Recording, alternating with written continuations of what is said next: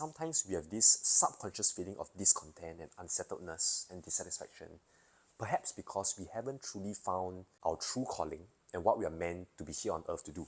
Some people call it the life mission. And so although you have maybe even loads of money, you have a lot of good things going for you, but there's still this sense of like unsettledness and void.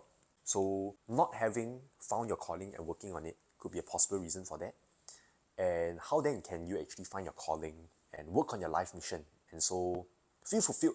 I feel two things. First thing is trusting your intuitions and your gut feel more, because sometimes our intuition and gut feel points us in the right direction, but a lot of times our logical mind takes over and then dismisses the whole idea. Like let's say some people, they feel that kind of resonate with the idea of becoming a spiritual healer, for example. But then they tell themselves that I kind of resonate with the idea, but I don't know anything about it right now. I'm not well knowledge in this area and I don't know where to start, so it just doesn't seem practical. Working on my fixed salary job is paying me pretty well. It seems more feasible. If I make the leap, I do not know where that will bring me as well. And so many people have that kind of thoughts running in them.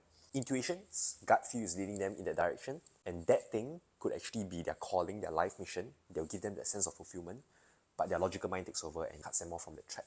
So you could really try tuning into your intuition and gut feel more and see where it actually points you. Of course, you don't have to jump full time into this particular passion. You can study as a side, pick up some courses to develop yourself in these areas, read up more, understand more, and then just take baby steps. Once this side hustle starts to show more and more of its feasibility, then you actually go into it.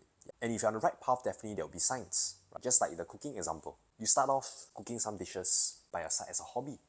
You let your friends, family members, your neighbors try it. And then out of 20 people that you send the food to, 19 of them says that the food is really awesome. Then you probably know that you're onto something. And then you start from there.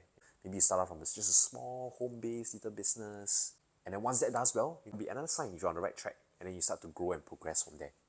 Second way that you can identify your calling is also linked to being present. Being present helps you become more aware of the serendipitous signs and people that might appear in your life that could actually bring you to your life mission. So a lot of times we're just too caught up in our headspace, we're just too caught up in our emotions that we just miss what is in the present moment that could actually point us in the direction of our calling.